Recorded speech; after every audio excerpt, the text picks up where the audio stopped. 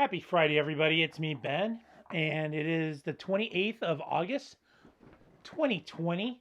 And just wanted to try to record a semi daily, I try to, semi daily blog or vlog for my personal YouTube channel. And I'm trying to grow other things as well for Digital Watering Hole. I got a documentary coming up that I'm going to be filming to kind of continue on with the tribute to Marvin Lau, found one of the founders of Native Sons Barbecue in San Francisco, authentic Texas style barbecue. So I'm gonna be working on that, a couple other things. But this is just my personal channel. I just kind of give updates of the week and things, what's come up and coming and what's going on in here in the Bay Area where I live, San Francisco Bay Area. As you can see, I'm in my office. I just finished work for the day. I'm going to be running a few errands with my wife this afternoon, this evening, and then we're gonna kind of continue on with projects over the weekend. So um, the air quality is much better than it was a few days ago from the wildfires that were happening here in the Bay Area, all throughout California. So I'm really pleased about that. The weather not too hot. It's around 89, 90 degrees today. So that is a great thing as well. I can tolerate that. 110, 109, not my bag of tea. So yeah, I'm just gonna let me grab. Just gonna have some of my coffee here. Um, so anyway, so what's going on right now? Past couple weeks, and I wasn't gonna really do this, but I just kind of the way that our country is going right now. It just there's all these riots I mentioned in my last vlog. I tend to side with not protests as much as riots at this point. Peaceful protesting, which is uh, encouraged in the Constitution of the United States, the First Amendment, where you can peacefully protest. Uh, that has that has been thrown out the window. So now there become riots. I just heard today statistically that there's now 32 dead because of the riots that started because of the George Floyd killing, um, and a couple other things that happened. A lot of businesses have been destroyed by these riots. Uh, and I just, you know, for me, we were already dealing with the pandemic, the beer bug. We've been dealing with that since September. I'm sorry, March of this year, and we're still continuing on. And it was supposed to be a 2 week shutdown of our country to kind of level off the the uptick of cases. So over month seven, that's over half a year of shutdown in our country, especially here in California, where I see a lot of impact. My brother, for example, has lost his job. He works in the service industry. He was a server in catering at a prominent golf course in San Francisco, and they just let him know that he is no longer employed there. So the restaurant business, the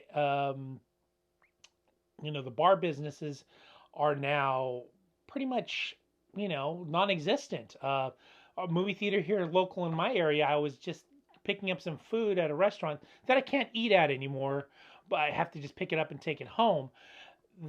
That is completely gutted out. I was just talking to my brother about this last night, how much I miss just going to the movies. And one of the things I love is movies, and to go to a movie, sit there, get your popcorn, watch trailers, get the atmosphere of the lights, the neon lights, the other people watching movies. That is gone. I have a big screen TV I can watch movies on, but it's not the same. You can make your own popcorn. I have a popcorn maker, not an air popcorn maker. I have one that actually has oil and you can put your own butter. It's not the same. Not that that's the important thing, but that's part of the whole mystique of going to a movie. Sports now, we're watching cutouts of people in the crowd in a baseball game. I mean, what is that? Like, I get it. This virus that came from China that they don't seem to take any accountability for. They're kind of blaming everybody else for it. Uh, they this changed a lot of things in our country, and I hate to say the new norm. I mean, the new norm is not something that I'm willing to. Not It's not that I'm not going to accept it. I mean, obviously, things constantly change, but you know, I think a lot of the stuff that's going on right now, obviously with the riots, and as well as the protests, and as well as this beer bug pandemic shutdown thing that we have going on, are completely politicized. And I myself am kind of, getting more agitated about these things. I get it. We need to be vigilant. We need to be careful about this disease. I have parents that are over 70 years old. Um, I'm always worried about them getting contact with this. My mom, who's very religious, can't go to church. I mean, she watches mass on TV. Again, just like the movies,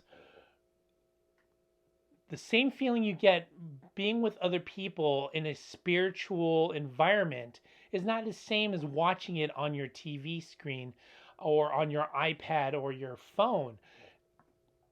Not that she's lost any of her faith, but she's not getting that uplifting feeling, especially at a time like this when everything is so chaotic. So I'm, I'm frustrated. I'm frustrated.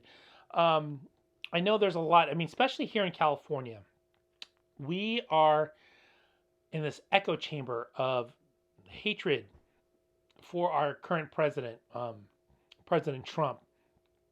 Um, I'm I am voting for him. Me and my wife are both voting for him, and I'm encouraging a lot of people to vote for him. And I got an argument with an old coworker.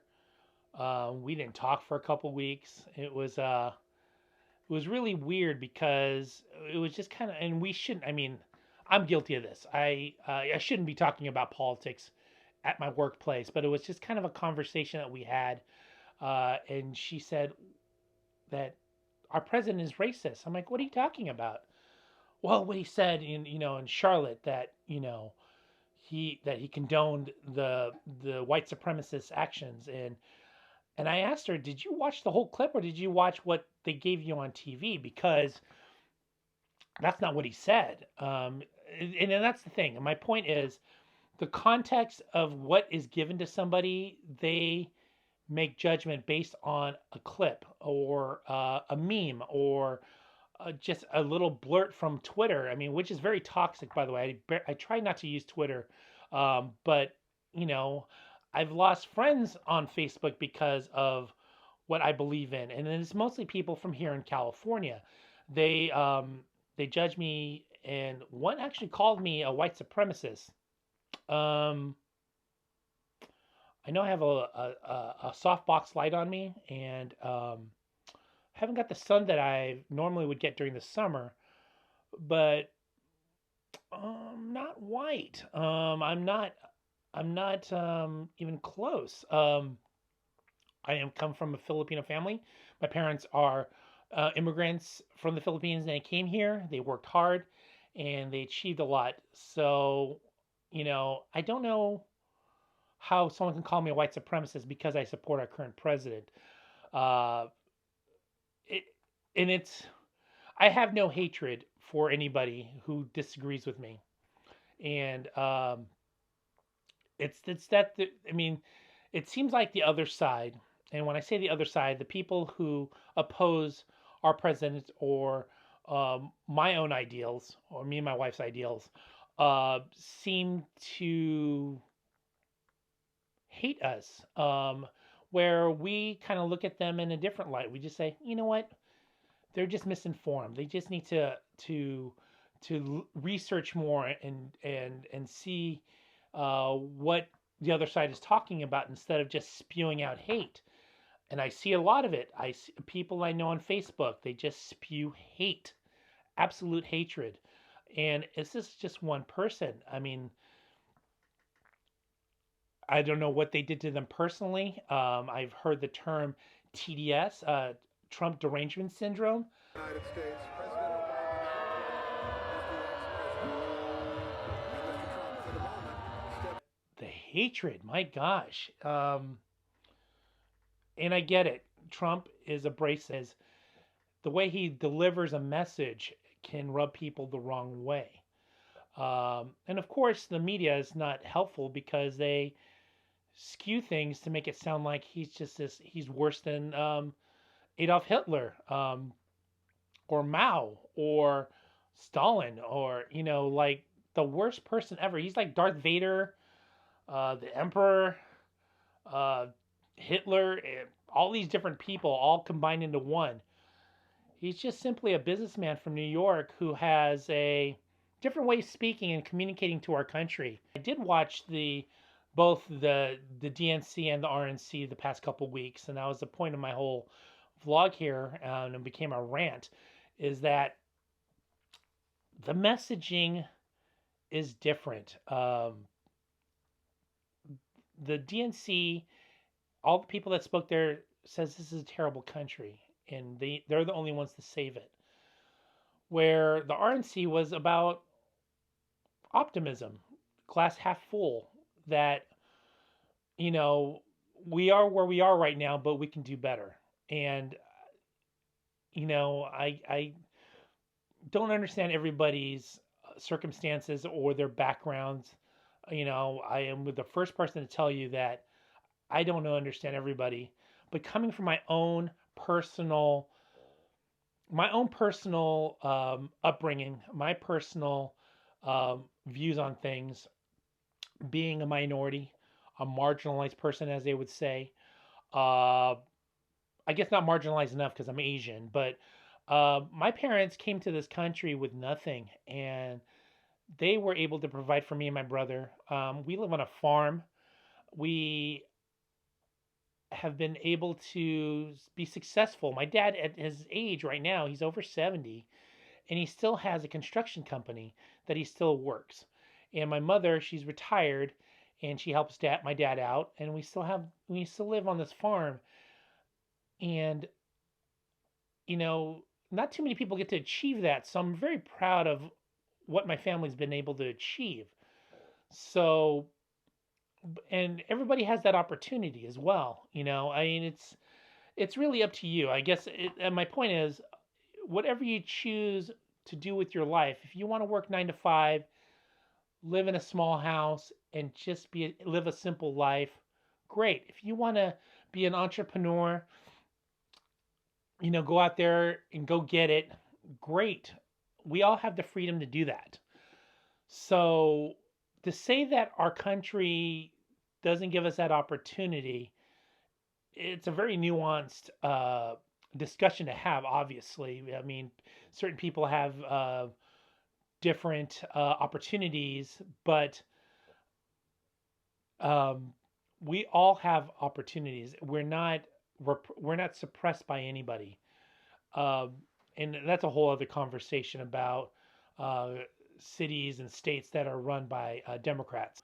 My own point of view, my own experiences, me and my wife, who's mixed race as well, you know, we were given opportunities and we never take them for granted. And so um, I just wanted to vent about that, and that the reason why I wanted to talk about this is that these riots need to stop. We need to stop politicizing. We need to stop talking about systemic racism, and because the people who are fighting for the systemic racism, which everybody should be equal. I know that, me being a person of color, that everybody should be given opportunities, but to politicize it and make it sound like we are the most racist country in the world, there are more racist countries out there. I mean, countries like Korea, Japan, China.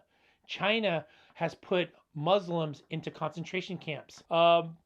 Anyway, that's it for now. I mean, I don't even know if I'm going to post this or not, but I just wanted to kind of vent that. It just it's been eating at me and my wife for a long time now, and